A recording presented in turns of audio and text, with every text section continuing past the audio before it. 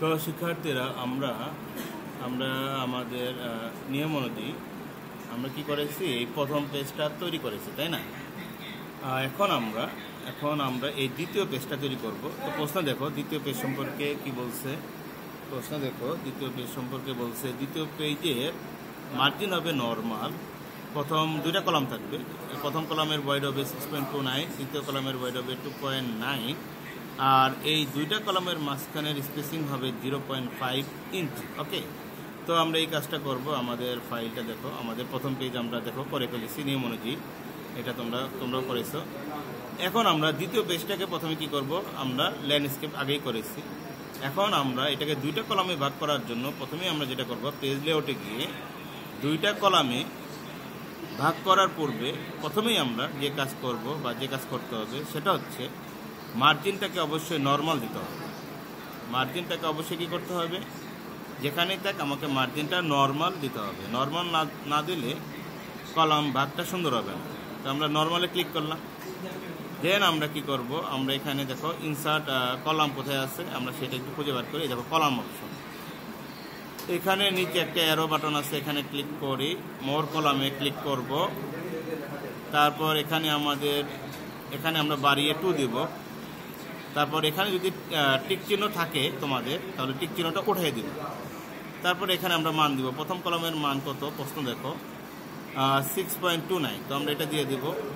প্রথম কলামের মান আমরা দিব 6.29, তারপরের মানটা দিব 0.5, তারপরের মানটা দেখো দ্বিতীয় কলামের মান কত 2.9, তাহলে আমরা এখানে দ্বিতীয় কলামের মান 2.9 দেব, বা অটোমেটিক নিয়ে নিব। অটোমেটিক না নিলে প্রথম কলামের মান 6.29 দিবা, তারপরে এই ঘরটা পূরণ করতে হবে, স্পেসিং দিবা 0.5, তারপর এই ঘরটা পূরণ করবা 2.9 দিবা, দেন ওকে দিবা। তাহলে আমাদের এখানে দুইটা কলামে ভাগ হয়ে গেছে, আমরা এখন দেখতে পাচ্ছি না। তো আমরা একটু লেখাটা লিখি। তো আমি লিখবো না, আমি লেখাটা কপি করব। তোমরা এই ফরম্যাটে এই ডিজাইনে লিখবা। আমি তোমাদের দ্রুত বোঝানোর জন্য এটাকে আমি কপি করতেছি, Ctrl+C। দেন আমরা এটাকে কি করব, এখানে আমরা Ctrl+V, প্রথম কলামে মনে করো আমরা লিখলাম। এখন আমাদের বলছে এটাকে ডিজাইনটা দেখো, ডিজাইনটা হচ্ছে এটা কিছু লেখা এরকম থাকবে আর নিচের কিছু লেখা এরকম থাকবে। তো তোমরা এইভাবে লিখবা। তো আমি আপাতত এইভাবে লিখে এটাকে আমরা কি করে দিব, এটাকে আমরা হোমে গিয়ে জাস্টিফাই করে দিব। তারপর এটা সাইজ কত বলছে দেখো, এটা সাইজ বলছে 13 হবে নিকোষ।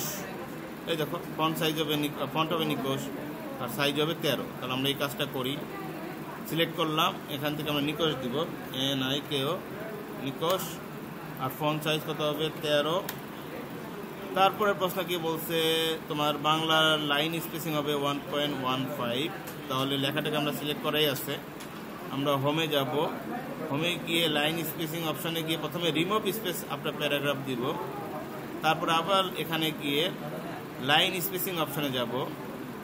তারপর এখান থেকে আমরা মাল্টিপুল না থাকলে মাল্টিপুলে সিলেক্ট করব, আর এখানে কত দেওয়া আছে 1.15 দেবো। দেখো, তাহলে আমরা এখান থেকে 1.15 দিলাম। দেওয়ার পরে আমরা ওকে দিই। তাহলে আমাদের প্রশ্ন অনুযায়ী লাইন স্পেসিং দেওয়া হলো। এখন দেখো আমাদের প্রশ্নে দ্বিতীয় কলামে আমাদের এই লেখাটা আছে। তো আমরা এই লেখাটা কপি করি, Ctrl+C দিলাম। এখন আমরা এটা আমাদের মাইক্রোসফট ওয়ার্ডের দ্বিতীয় কলাম হচ্ছে ডান পাশে, দেখো আসতেছে। তাহলে দ্বিতীয় কলামে আসার উপায় হচ্ছে কি, আমি প্রথম কলামের শেষ লাইনে ক্লিক করলাম, দেন ইন্টার চাপবো, দেখবো যে দ্বিতীয় কলামে চলে আসবে। ইন্টার দাও কিবোর্ডে, এই দেখো দ্বিতীয় কলামে চলে এসেছে। দ্বিতীয় কলামে আমরা একটু মাঝ বরাবর আসলাম, এসে Ctrl+V দেব। বানান ভুল থাক, তোমরা ঠিকমতো লিখবে।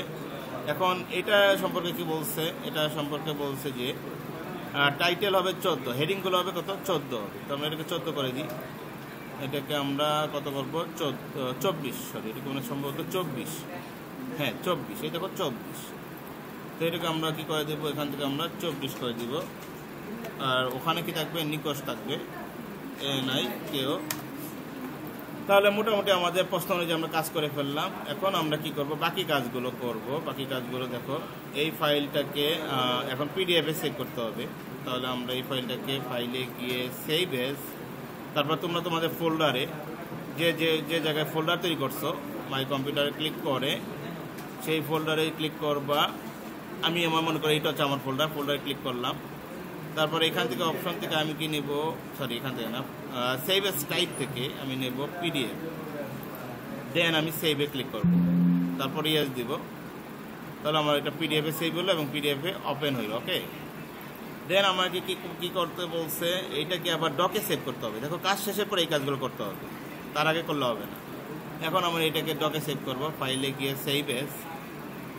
সেভে গিয়ে ব্রাউজে গিয়ে তোমরা তোমাদের ফোল্ডারের লোকেশনে যাবা, ডি ড্রাইভে গিয়ে তোমরা যে ফোল্ডার তৈরি করছো সেই ফোল্ডারে ঢুকবা। দেন এখান থেকে সেভ এস টাইপ থেকে, দেখো সেভ এস টাইপ থেকে ওয়ার্ড 97/2003 ডকুমেন্ট, এইটা হচ্ছে ডক ফাইল। এটা কি ফাইল? এটা ডক ফাইল। এটাকে সিলেক্ট করবো, সিলেক্ট করে সেভে দিব। তাহলে আমাদের ডকে সেভ হয়ে গেল। এরপরে আমাদেরকে বলছে, দেখো প্রশ্নে ডকএক্সে সেভ করতে। ডকএক্স তো আমার প্রথম যে মেইন ফাইলটা, এটা হচ্ছে আমার ডকএক্স, এটা আর লাগবে না। তাহলে প্রশ্ন অনুযায়ী আমাদের কাজ সম্পূর্ণ শেষ। দ্বিতীয় পেজটাকে কিন্তু মেইল মার্জ করতে হবে না, তাহলে প্রশ্ন অনুযায়ী আমাদের কাজ শেষ। তো আশা করি তোমরা বুঝতে পেরেছো, এইটা তোমরা প্র্যাকটিস করবে। তাহলে আজকে পর্যন্তই, খোদা হাফেজ।